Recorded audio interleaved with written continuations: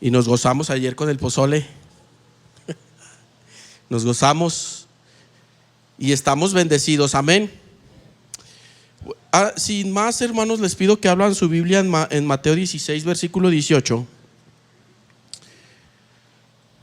Así como está, Mateo 16, 18. Creo que es un versículo muy citado por los católicos romanos, pero quiero que ponga atención a lo que hoy vamos a predicar, amén. Mateo capítulo 16, versículo 18 dice: y yo también te digo que tú eres Pedro, y sobre esta roca edificaré mi iglesia, y las puertas del Hades no prevalecerán. ¿Contra quién? ¿Contra quién? Vamos a orar. Señor, en esta hermosa tarde te damos gracias por tu palabra, Señor, que va a ser compartida esta hermosa tarde. Señor, te pedimos que el fuego de tu Espíritu Santo descienda, Señor, que limpie mis labios, Señor, que limpie mi mente, mi corazón, Señor. Que todo, Señor, pensamiento contrario al tuyo sea quebrantado, y que sea tu palabra expuesta, Señor, con poder, Señor, en cada uno de los corazones de mis hermanos esta tarde. Te honramos y te glorificamos en tu Hijo amado Jesús. Amén. Bueno, hermanos, hoy quiero hablarles de permanecer en nuestra pentecostalidad.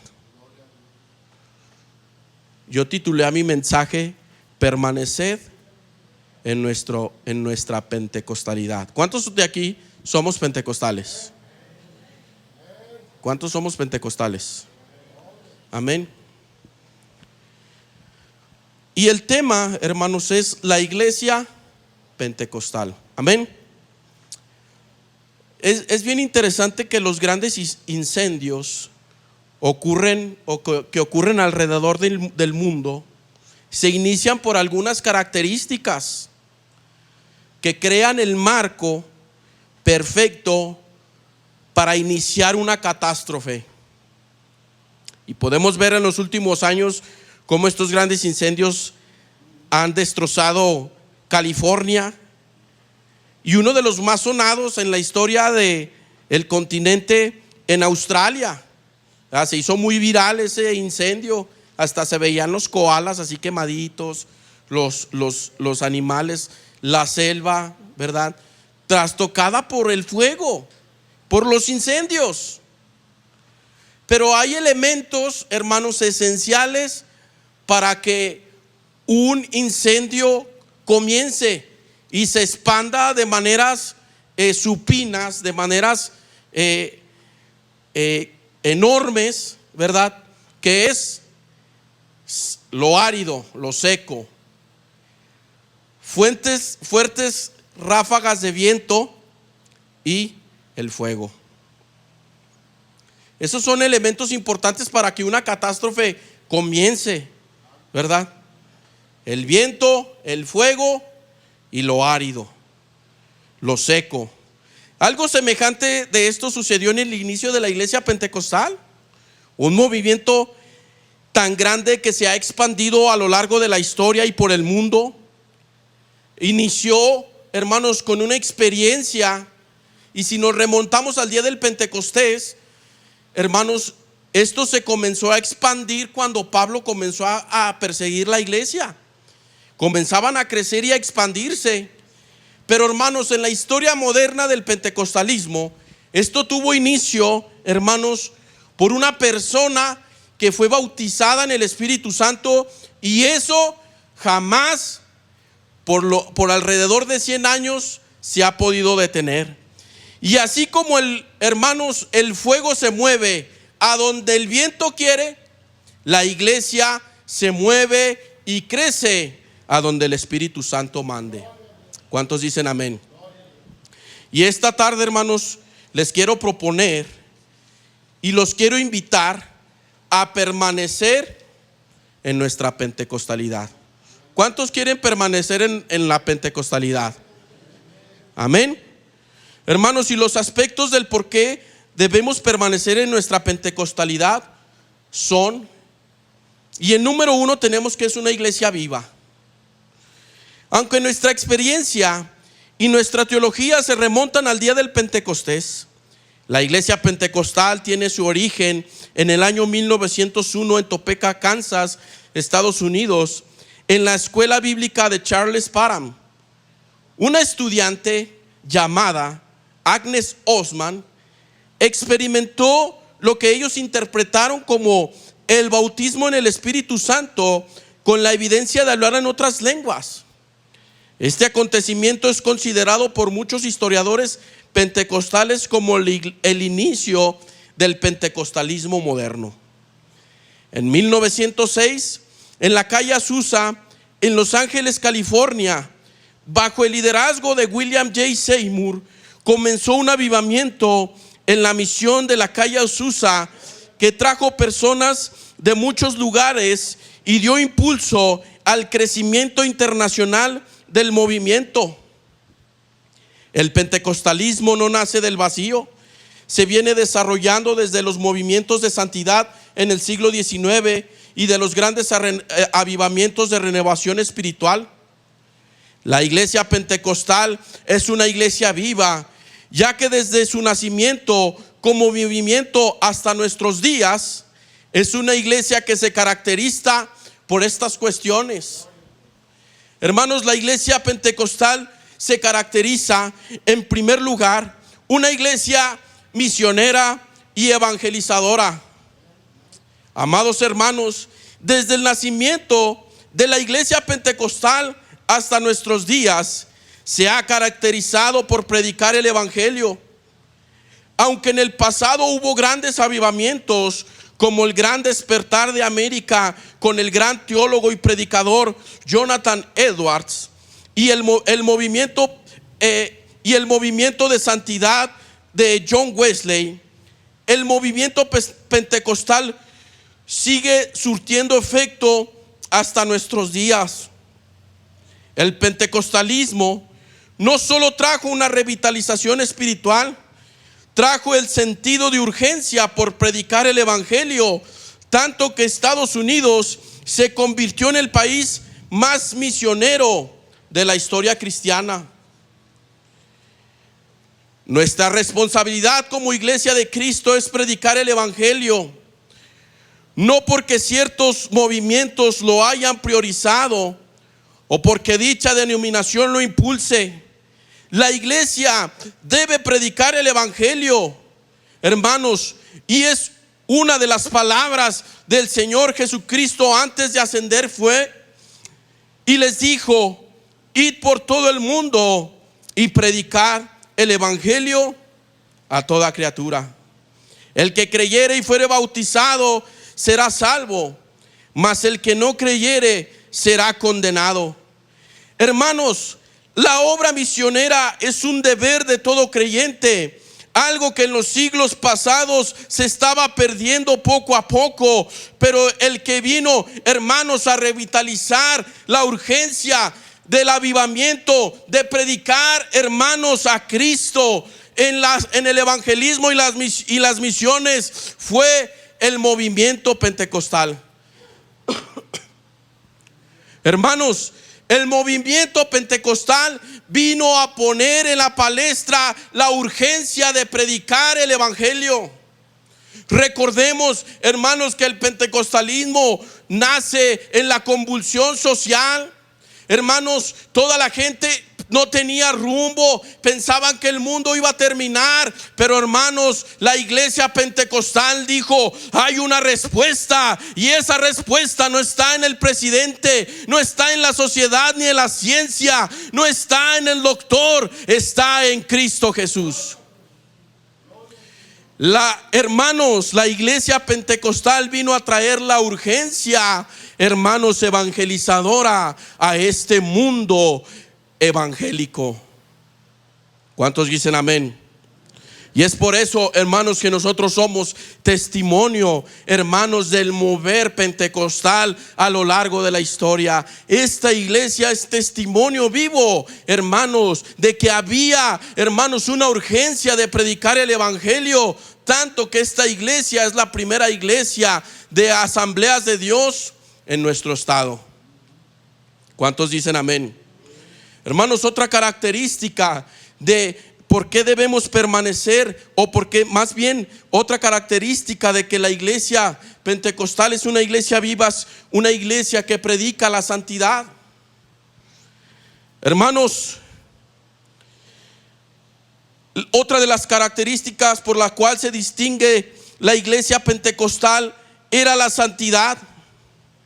En el contexto en el que se desarrolla el movimiento pentecostal, era un contexto de convulsión social. Mientras que el mundo se desembocaba en sus placeres y deleites, había una iglesia que no declinó al mezclarse con el mundo, que predicaba la santidad, una iglesia que agradara a Dios. Amados hermanos, el movimiento pentecostal hacía un énfasis en la sanidad, en la santidad, ya que las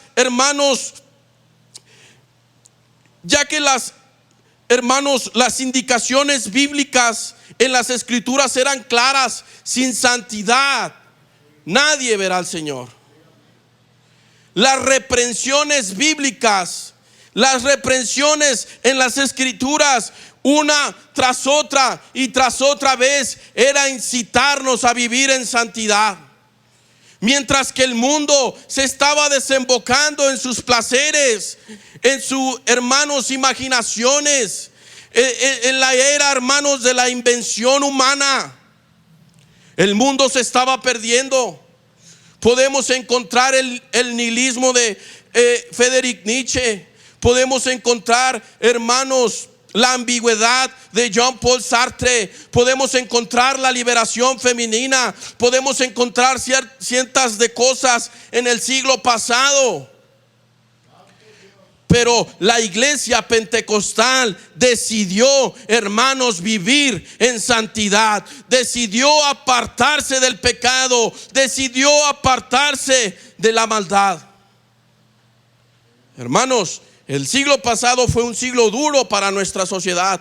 Hubo 2 guerras mundiales, hubo una guerra fría, hermanos, hubo la liberación femenina, hubo, hermanos, cientos de guerras, pero el evangelio ha sido veraz sobre esta generación.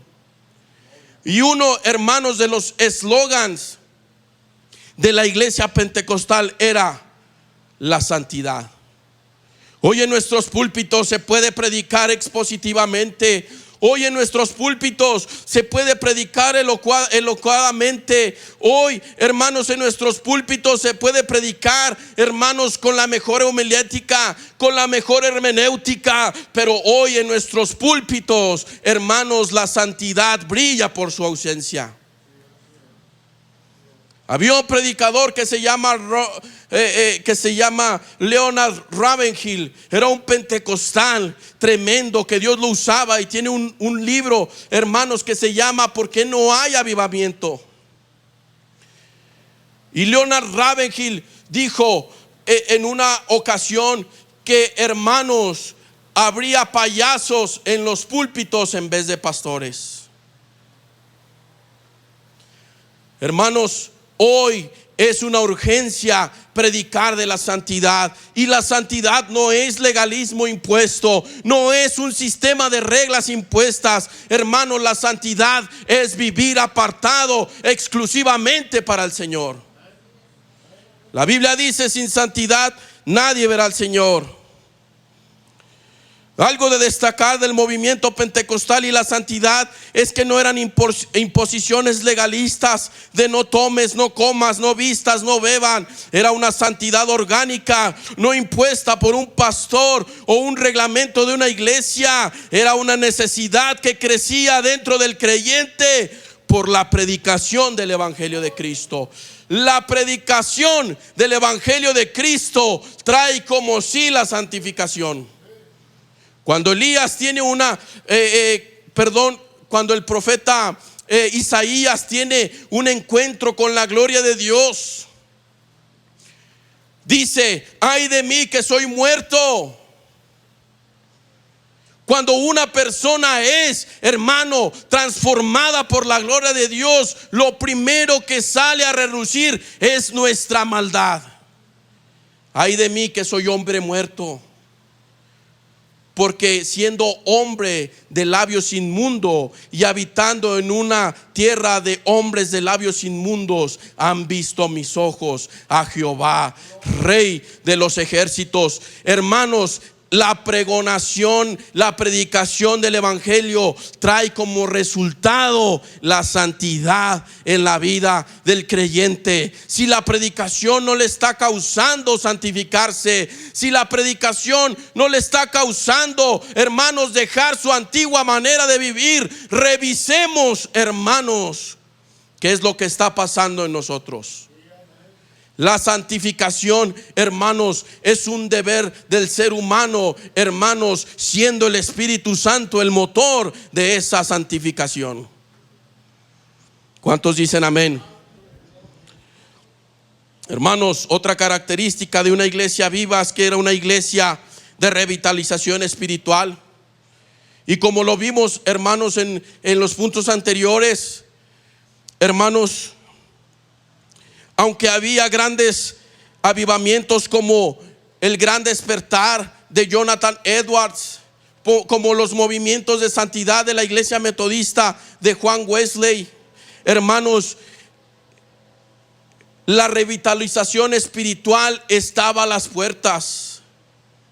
Las denominaciones históricas como los presbiterianos, como los bautistas, las denominaciones históricas como los anglicanos, hermanos, como los episcopales, como los metodistas, como los hermanos anglicanos, estaban luteranos, estaban, hermanos, secos.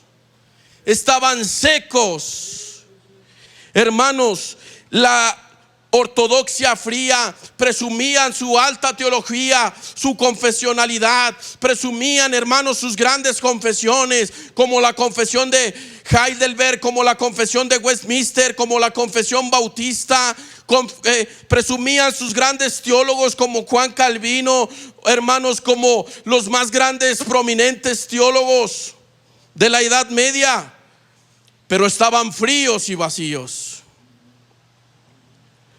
Hermano, había un escepticismo, había una apatía espiritual y había una ortodoxia fría, hermanos. Pero de repente en este, hermano, seminario del pastor, del reverendo, hermanos, Charles Parham, una persona llena del Espíritu Santo comienza a hablar en otras lenguas, hermanos, unas lenguas desconocidas que dan inicio, hermanos, a la revitalización espiritual de la iglesia de Cristo.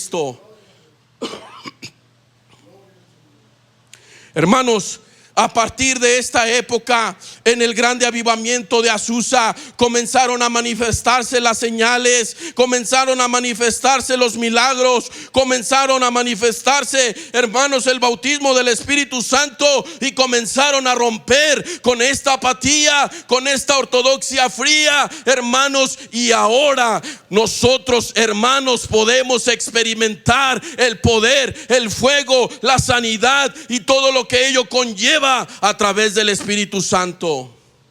Puede darle una ofrenda de palmas al Señor. Imagínense, hermanos, una generación fría, una generación ortodoxa, una generación muy, hermanos, políticamente correcta, hermanos. De repente hay un avivamiento en una calle, en unas caballerizas fuera de lo común. Las catedrales, hermanos, eran hermosas, pero de repente en un establo, en unas caballerizas llenas, hermanos, de paja, de comida para los caballos, había un mover del Espíritu Santo. Había un mover del Espíritu Santo, porque no se limitaron a una catedral, no se limitaron a una confesión, simplemente que eran personas que necesitaban y anhelaban la llenura del Espíritu Santo. Mientras que esas catedrales estaban frías, acá en las caballerizas de la calle Azusa había un estruendo del Espíritu Santo. Puedes darle una ofrenda de palmas al Señor.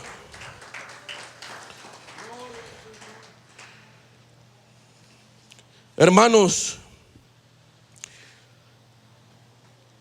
había un deseo por ser bautizados en el Espíritu Santo. Hermanos, si usted comienza a investigar la historia de la iglesia, hermanos, cómo la teología se va, hermanos, actualizando, podemos encontrar el movimiento pentecostal, hermanos, como uno de los movimientos que ha traído a la palestra el tema del Espíritu Santo. Los mayores teólogos que han hablado del Espíritu Santo en nuestras últimas épocas no son reformados, no son bautistas, no son presbiterianos, son pentecostales. Hermanos, el mayor desarrollo de la teología, de la neumatología, hermanos, se ha dado en las filas pentecostales. ¿Sabe por qué ha estado pasando esto? Porque el Espíritu Santo se ha hecho real en nuestras vidas y en las suyas. Un dato que casi nadie sabe es que William J. Seymour murió sin hablar en otras lenguas. Simplemente él predicaba que el bautismo en el Espíritu Santo era una experiencia posterior a la salvación, con la evidencia de hablar en otras lenguas, porque él lo vivió en el seminario de Charles Parham. Hermanos, la iglesia pentecostal es una iglesia viva porque creemos en el bautismo en el Espíritu Santo con la evidencia de hablar en otras lenguas. Y no le estoy diciendo que si usted no habla en lenguas o que si usted no tiene el bautismo en el Espíritu Santo, no tiene al Espíritu Santo y no es cristiano, como algunos por ahí dicen. Es una experiencia, hermanos, posterior a la salvación. Es una experiencia revitalizadora que nos llena, hermanos, del poder del Espíritu Santo. ¿Cuántos dicen amén? Hermanos, por eso la iglesia pentecostal es una iglesia, hermanos, viva. Porque, hermanos, dependemos meramente del Espíritu Santo. Dependemos meramente del Espíritu Santo. ¿Cuántos dicen amén? Hermanos, hoy en nuestros días se necesita predicar de que el Espíritu Santo es una persona, de que es una persona distinta al Padre y al Hijo, de que es una persona que da órdenes, que manda, y es una persona que empodera al creyente para hacer la obra, hermanos, mientras Cristo venga. Necesitamos, hermanos, permanecer en nuestra pentecostalidad. Hermanos, yo no estoy en contra, hermanos, de nuestras iglesias, hermanas reformadas, ni de los bautistas, ni de los anglicanos, ni de los presbiterianos. Pero, hermanos, yo, hermanos, soy pentecostal y prefiero estar en la iglesia pentecostal. Yo aquí nací, yo aquí empecé a predicar, yo hablo en lenguas y yo soy un pentecostal. No porque mis hermanos bautistas o porque mis hermanos presbiterianos, hermanos, no tengan el Espíritu Santo. Claro que ellos tienen el Espíritu Santo. Pero, hermanos, debemos permanecer en nuestra identidad pentecostal. Debemos permanecer en nuestra identidad pentecostal. Y con identidad pentecostal no quiero decir en el desorden, en la brincadera, en la saltadera, en todo eso que a veces nos achacan. No, hermanos, en esto, en el evangelismo, en la santidad y en el poder del Espíritu Santo. ¿Cuántos dicen amén? Puede darle una ofrenda de palmas al Señor. Somos pentecostales clásicos. Hermanos, otro de los aspectos del por qué debemos permanecer en la pentecostalidad es porque la iglesia pentecostal es una iglesia atacada.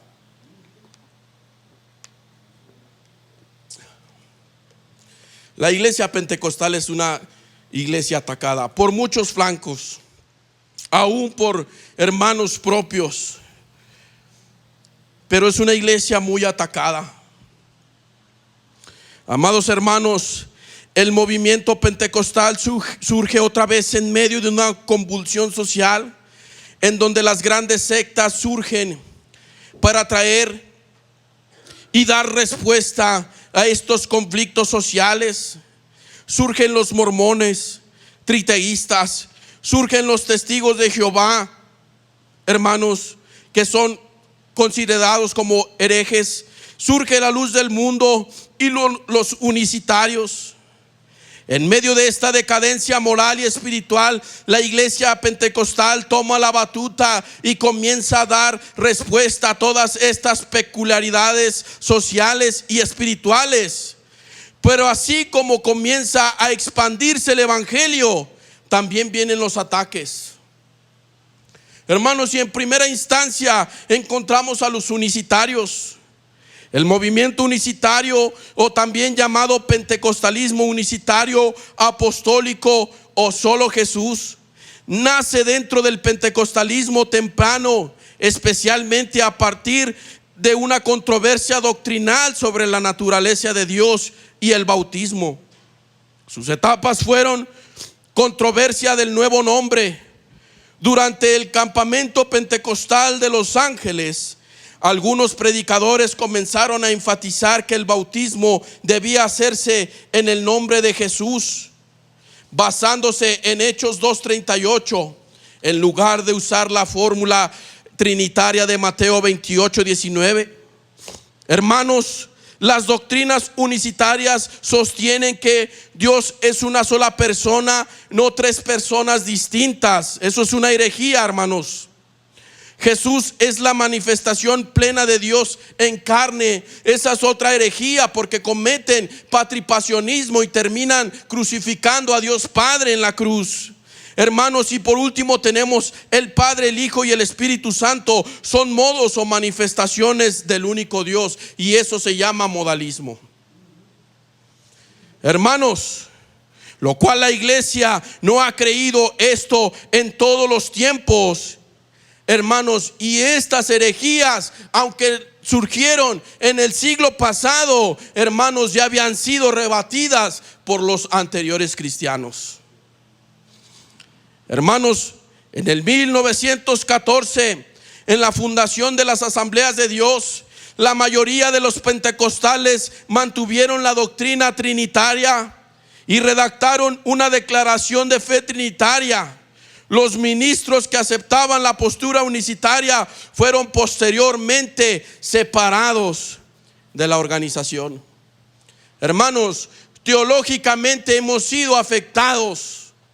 Tenemos a los unicitarios. Hermanos, los unicitarios no son nuestros hermanos. Son herejes conforme a las escrituras. No podemos comulgar con ellos. Son hermanos herejes. Niegan la doctrina de la Trinidad. La niegan. Hermanos, durante 2000 años la iglesia no ha creído estas herejías. Siempre hemos creído que Dios es uno en tres personas: Dios Padre, Dios Hijo y Dios Espíritu Santo. ¿Cuántos dicen amén? ¿Puede darle una ofrenda de palmas al Señor? Hemos sido, hermanos, flanqueados por todas partes. También, hermanos, uno de los ataques más duros y escarnecedores viene de los católicos carismáticos. El movimiento católico carismático surge como una respuesta al poder creciente y monolítico del pentecostalismo, ya que sus arcas se veían diezmadas por el poder del evangélico y de los pentecostales, y necesitaba mantener su hegemonía. Y en el siglo XX es donde surge este movimiento, y ya formalizado en el 1967 en el Concilio Vaticano II. Amados hermanos, las escrituras nos dicen que qué comunión hay la luz con las tinieblas. Roma ha intentado de todo para destruir la iglesia pentecostal. En el Concilio Vaticano II nos han dejado de llamar herejes para llamarnos hermanos separados. Amados hermanos, nosotros como evangélicos protestantes no tenemos nada que ver con Roma. Somos la iglesia de Cristo. Hermanos, en Brasil había uno de los más grandes avivamientos pentecostales, y eso en la década de los 50 comenzó, hermanos, a poner, hermanos, el dedo en la llaga en la Iglesia Católica Romana y decir: estos nos están arrebatando gente, estamos perdiendo la hegemonía, hermanos. Pero la Iglesia Pentecostal se ha permanecido para siempre. Hermanos, los carismáticos adoptaron todo nuestro sistema, aún las lenguas las adoptaron, aún el movimiento, hermanos, nuestra liturgia pentecostal la han adaptado, hermanos, para, hermanos, no hacer mella en medio de ellos. Pero hoy hay una iglesia pentecostal, hermanos, en cada barrio, en cada ciudad, hermanos, donde los presbiterianos no se meten, ahí está una iglesia pentecostal. Donde los bautistas no se meten, ahí hay una iglesia pentecostal. Hermanos, donde nadie se atreve a meterse, ahí hay un predicador pentecostal. Puedes darle una ofrenda de palmas al Señor. En la sierra más recóndita del país, ahí hay un pentecostal lleno del fuego del Espíritu Santo, predicando que Cristo salva, Cristo sana, Cristo bautiza con su Espíritu Santo y que Cristo viene. ¿Cuántos dicen amén? Hermanos, tenemos una identidad pentecostal. Nuestra identidad pentecostal no es saltar. No está mal que salten ni que dancen, pero esa no es nuestra identidad pentecostal. Nuestra identidad pentecostal no es la música, que es parte de nuestra liturgia. Nuestra identidad pentecostal es predicar el evangelio de Cristo, predicar la santidad.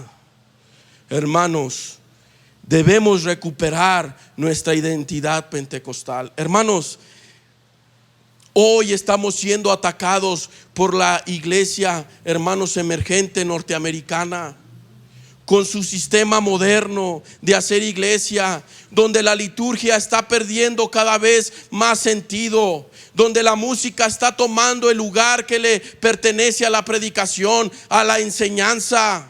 Hermanos, son servicios de 30, 40 minutos, hermanos, y el 50%, 70% de los servicios es música. Nos están arrebatando nuestra identidad pentecostal. Asambleas de Dios está adoptando este sistema. Hermanos, debemos, hermanos, recuperar nuestra pentecostalidad, nuestra liturgia. Y no estoy hablando de la música antaña, no estoy hablando, hermanos, de la manera de vestir antaña. Estoy hablando, hermanos, de nuestra esencia pentecostal. Hoy en nuestros púlpitos les da miedo predicar del bautismo en el Espíritu Santo. Hoy en nuestros cultos, hermanos, les da miedo que haya un mover del Espíritu Santo. Necesitamos recuperar nuestra, hermanos, esencia pentecostal. ¿Cuántos dicen amén? Hermanos, también tenemos un ataque, y es muy triste, hermanos, que todo esto, hermanos, muchas de las cosas nacen dentro del seno pentecostal. Por último, tenemos a los apóstoles y los profetas y a los judaizantes. Este movimiento de apóstoles y profetas surge en la década de los 60 en los movimientos carismáticos, y se establecen como una nueva ola de avivamiento a mitad del siglo XX, y se sigue perpetuando hasta nuestros días. Y sus mayores enseñanzas son prosperidad financiera, paternidad espiritual o cobertura apostólica, y énfasis en la profecía y en las profecías falsas. Hermanos, hoy en nuestros días, hermanos, los apóstoles y los profetas han, hermano, arrebatado los púlpitos, han arrebatado, hermanos, el foco de atención, hermanos, y los predicadores más famosos son los más herejes. Los predicadores más famosos son los más mentirosos.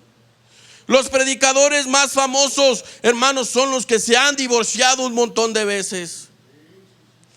Realmente, hermanos, no digo que tengamos un problema. Tenemos, hermanos, un ataque. Y tenemos, hermano, que lidiar con ese ataque. Hermanos, recuperemos nuestra pentecostalidad. Hermanos, no demos paso a este tipo de personas, de apóstoles y profetas. Hermanos, las asambleas de Dios nunca han creído, hermanos, en los apóstoles y los profetas. Cree que hay maestros, pastores, hermanos y misioneros. Hermanos, necesitamos despojarnos de todo esto. Tenemos un ataque. Siempre que hablan de un apóstol, se dirigen a la iglesia pentecostal. Y yo, oye, yo no creo eso. Yo soy pentecostal. Siempre que hablan de uno de estos tipos de pastores, siempre lo distinguen como un pentecostal y ellos se hacen llamar pentecostales. Pero déjeme decirle que eso no es pentecostalismo. Hermanos, la Didache es un escrito del primer siglo, a finales del primer siglo. Y la Didache dice, hermanos, es un escrito que se movía entre las iglesias del primer siglo. Y dice que si había una persona que se quedaba un día, dice, reténlo. Pero si se queda 2 días, dice, expúlsalo porque él quiere dinero. Probablemente la Didache la escribió un apóstol, hermanos. O la escribió un discípulo de un apóstol. O sea que desde el primer siglo existían estos problemas. Desde el primer siglo existían estas cuestiones, hermanos. Hermanos, hemos recibido este ataque, hermanos, desde dentro de nuestras filas, hermanos, dividiendo iglesias, terminando con matrimonios, terminando con las vidas de los pastores, hermanos, pero nosotros creemos que Cristo es Señor y el centro de la iglesia.